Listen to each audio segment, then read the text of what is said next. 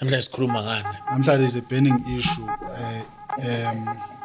yesabatha. Ngicela na discuss noGandani wathi mawusathi it's a burning issue kanti wathi yeah.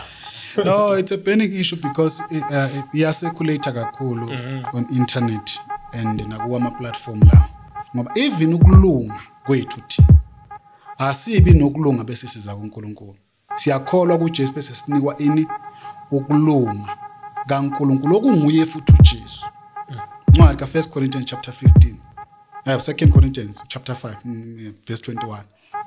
Njengamanje sisakutholile iloko kuthiwa ngalelanga lesikhombisa awuyukusebenza meaning uzohlala because yonke imisebenzi obuyenza ngensuku eziyisithupha lo msebenzi leyo uzoqhubeka uyenze ngensuku eziyisithupha kodwa ngalelanga lesikhombisa awusebenzi futhi uzokwenza njani uzophumula.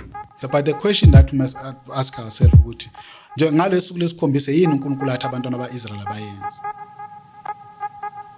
ngoba ukuhlanganyela kusikona uNkulunkulu athi abakwenza what abahlali that is to Sabbath to rest.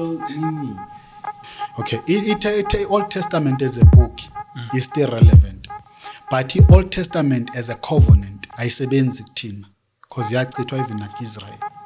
Ngicela ukuyiphinda le uma kukhona ongayizwa ngicela ngibuze. We Old Testament konje negama la ile deceive abantu abaningi because they take the testament as because